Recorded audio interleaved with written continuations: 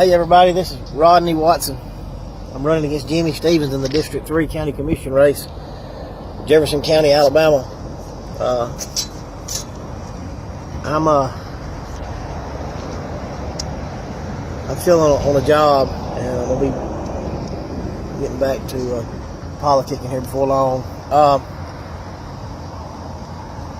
I haven't made a video in a few days. I've been working 12s, and obviously you sleep quite a bit when you're working 12 hours. But I got a call this morning from my wife. Somebody has drove a car through my building over there in Hueytown, and that's where her business is at. They put the car right there in the lobby, and a witness that saw it said it looked like they did it on purpose. The person just drove right into it. Now, I've been vocal against this stadium downtown, and we're going to look into it a little further, but we're going to see exactly, see if this was an accident or something else. But I do want everybody to know that Birmingham and Jefferson County in particular is not getting what they should be getting. I'm on this job down here, and I've got my son with me, and we stood up on that top of that plant down there, and we counted 4 other industries that's within, you can see before you get to the horizon. We were standing up about we was on a platform that's about 200 foot in the air probably, so you can see quite a ways down here, and then of course the lay of the land's pretty flat. But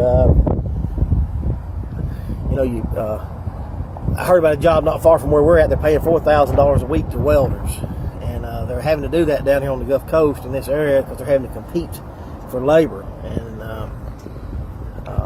they're paying $150 a day plus their wage, and they're working 12 hours, and it's a good wage, and then they get their time and a half, and they get benefits on top of that. But every plant down here is having to just throw money at people to get them to come to work, and we don't have that going on in Birmingham. And one time we did. If y'all saw my the history of Birmingham, that video I put up, and that was for a purpose. If you watched it, we could tell what built Birmingham, and we can also look at the history and look at after 1965, the race riots that's when the population started to fall. We can also look at 1976, that the BJCC was built, and I think the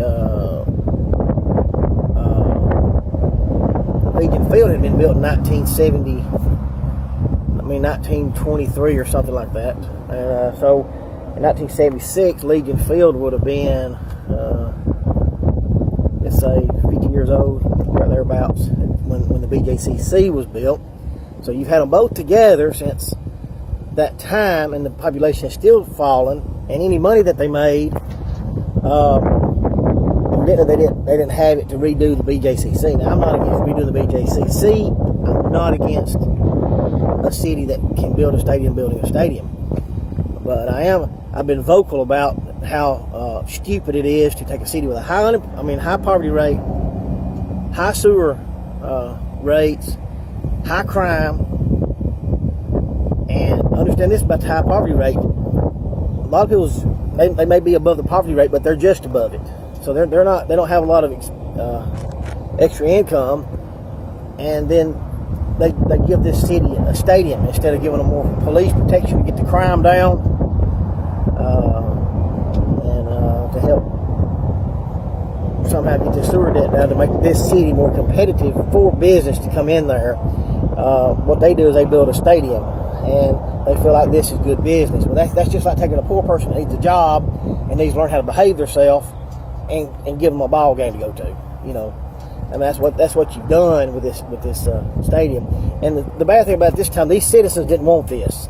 This was pawned off on their leaders because their leaders don't know. Their leaders are wanting something that they're not going to be able to get out of Birmingham because they don't know how to compete. And they just threw this money in the wrong direction. I've been vocal about this. The thing about it is Jimmy Stevens was part of this. If they would have just sat down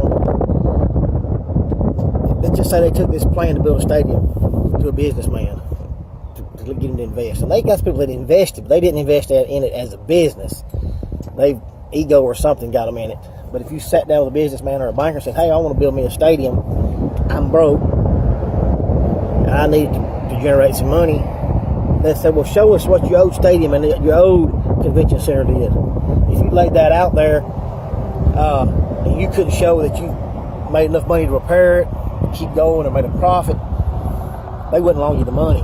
Okay? Now, the $90 million that Birmingham has borrowed is not borrowed against the stadium at all. They borrowed against the city itself and the revenues. That's, if the stadium makes it or not, Birmingham is still on debt and it's still on the hook for this.